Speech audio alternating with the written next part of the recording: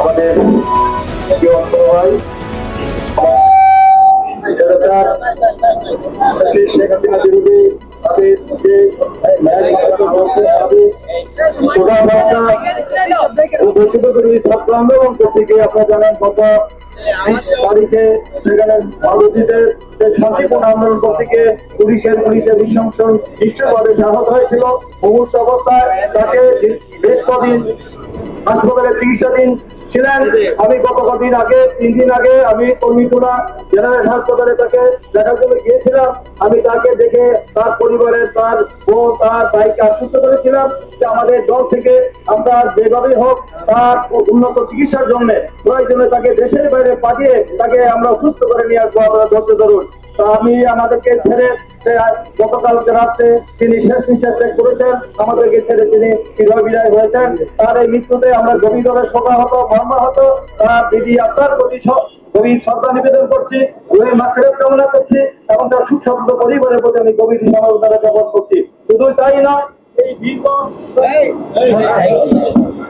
দীর্ঘ প্রায় 1.5 মাস আন্দোলনে পৃথিবীর ইতিহাসে যে একটা ঐতিহাসিক বিরল একটি ছাত্র গণ অভ্যুত্থান করে যে ইতিহাস সৃষ্টি করেছে 800 বছরের ইতিহাসে, সেই ইতিহাস 800 বছরের ইতিহাসে এই ধরনের বিরল ঘটনা, এই ধরনের গণ অভ্যুত্থান হয়নি।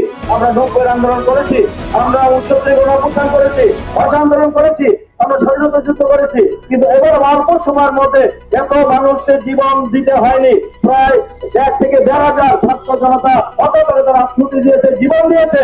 এই স্বৈরাচার হাসিনা সরকার দেশকে ধ্বংসের দ্বারপ্রান্তে দাঁড় করে দিয়েছিল, অত্যাচার নিপীড়ন নির্যাতন গুম খুন হামলা করে এই দেশকে খাদের কিনারায় দাঁড় করে দিয়েছিল।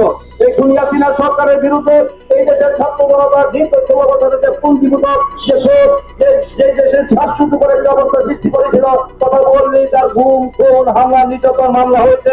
আমাদের অনেক নেতার এখানে হয়েছে, আমাদের এখানে বিএনপি আমাদের সদর উপজেলার নেতৃবৃন্দ আছেন, পৌরসভার নেতৃবৃন্দ আছেন, জেলা নেতৃবৃন্দ আছেন, অঙ্গ সদরের নেতৃবৃন্দ আছেন, ওয়ার্ডে ইউনিয়নের নেতৃবৃন্দরা সবাই আছেন। আমি সময়ের অভাবে সবার নাম বলতে পারলাম না।